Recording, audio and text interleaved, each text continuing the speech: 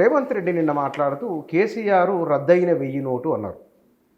అంటే కేసీఆర్ తెలంగాణ రాజకీయాలకు అంత కింది స్థాయికి పడిపోయిందా?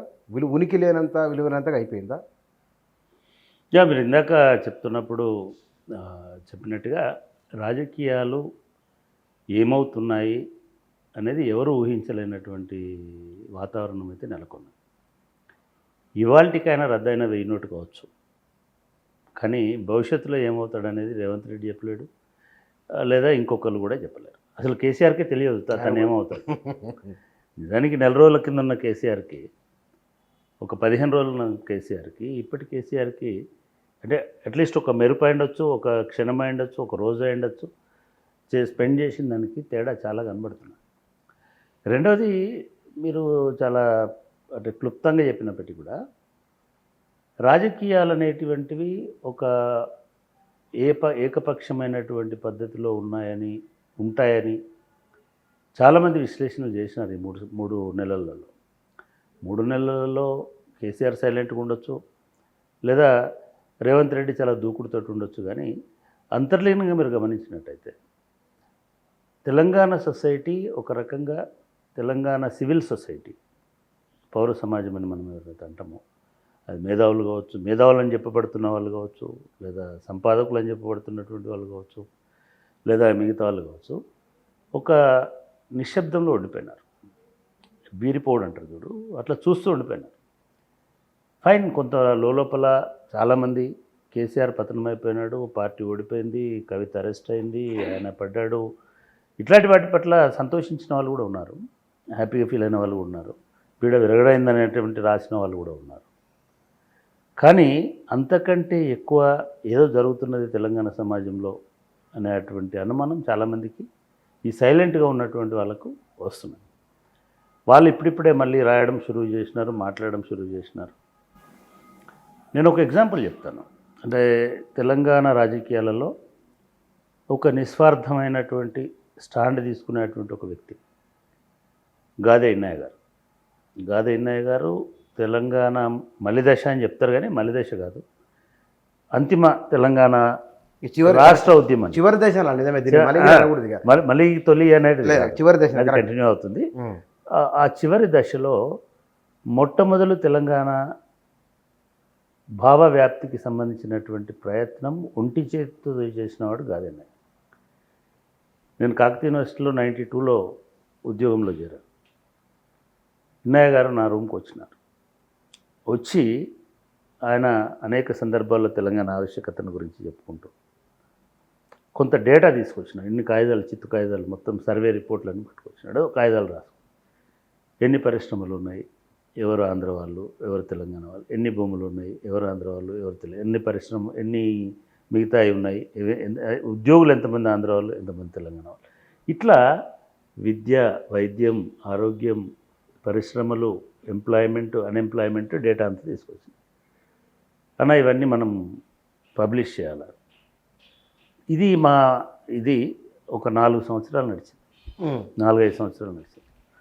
సో అటువంటి ఇన్నయ్య గారు మొన్నటి ఎన్నికల్లో, లేదా అంతకుముందు 10 సంవత్సరాలు కేసీఆర్ని ఒక రకంగా కేసీఆర్ను రూపుదిద్దిన వాళ్ళలో ఇన్నయ్య ఒకడు.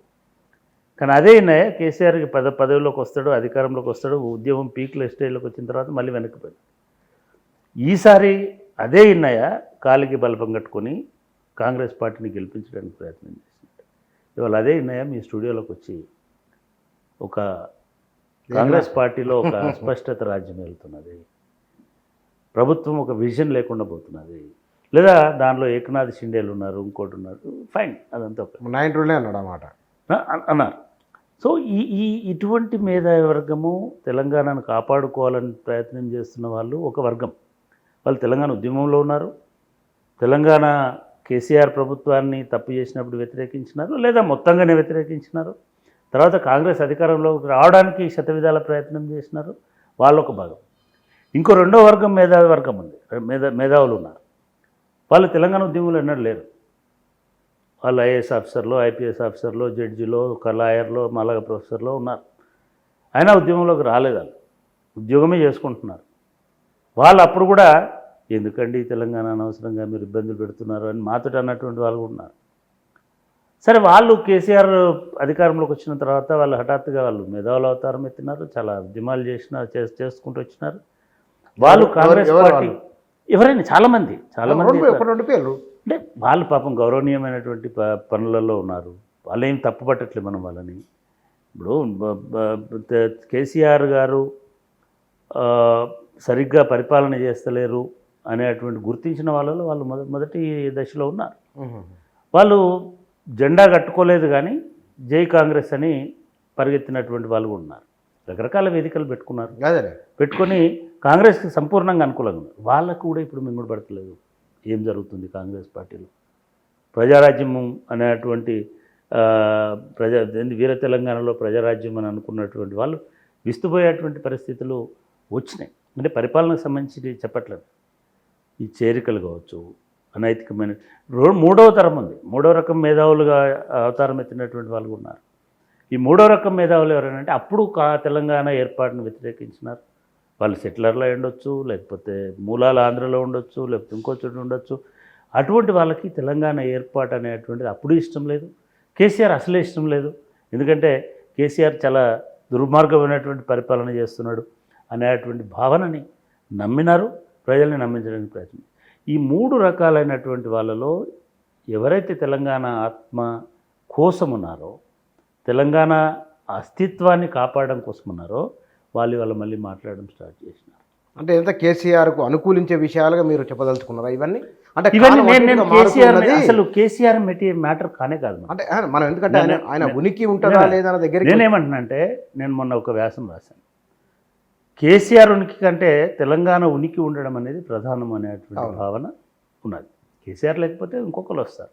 అంటే మీ ఉద్దేశంలో ప్రాంతీయ పార్టీ రావాలి ఇప్పుడే చెప్పలేము బుచ్చన్న. ఇప్పుడు ప్రాంతీయ పార్టీ నిజంగానే సరే, ఇప్పుడు మనం కేసీఆర్ వరకే చర్చ అనేది మీరు డ్రైవ్ చేస్తున్నారు కాబట్టి ఏమనుకున్నారండి, కేసీఆర్ పడ్డాడు లేవడు రాడు అని అనుకున్నారు. అందరం అనుకున్నాను, దానిలో నష్టం లేదు. ఎందుకంటే ఒకటి తర్వాత ఒకటి టెలిఫోన్ ట్యాపింగ్ అంటున్నారు, కవిత అరెస్ట్ అంటున్నారు, ఇంకోటి అంటున్నారు. అంటే నేనేమంటున్నానంటే రాజకీయాలలో ఒక అంశం, లేదా కుటుంబంలో ఉన్న ఒక అంశం, లేదా నేరంలో ఉన్న ఒక అంశం, లేదా వాళ్ళకు వచ్చినటువంటి ఒక ప్రతికూలం, దాంతో దుకాణాలు మూసేసుకొని పోవడానికి ఇది రియల్ ఎస్టేట్ వ్యాపారం కాదు.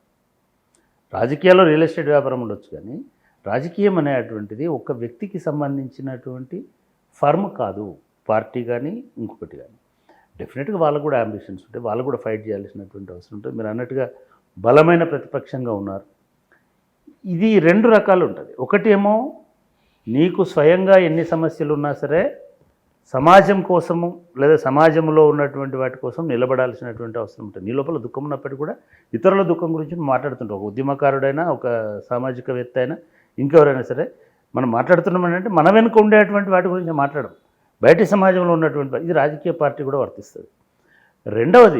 రెండవది ఈ క్షణము కనుక కేసీఆర్ అట్లా నిలబడకపోతే, ఈ క్షణం అట్లా తిప్పిగట్టకపోతే, ఈ క్షణం అంతే ఉధృతంగా మాట్లాడకపోతే, ఈ క్షణం ఇంత ఎండలో కూడా పోకపోతే ఆయన పార్టీలో ఎవరు మిగులరేమో అనేటువంటి అనుమానం కూడా ఉంటుంది. మీరు అన్న బలమైన ప్రతిపక్షం పూర్తిగా బలహీన అంటే వాళ్ళ ఆయన అస్తిత్వాన్ని కాపాడుకోవడంతో పాటు ఆయన పార్టీని కూడా కాపాడుకోవడం అనేటువంటి ప్రాథమికం. ఆయన పార్టీ లేకపోతే, ఆయన శాసనసభ్యులు లేకపోతే, నాయకులు లేకపోతే ఆయన అస్తిత్వం అనేది మరుగునబడే అవకాశం ఉంటుంది. కాబట్టి దానికోసమైనా కొట్టాడు.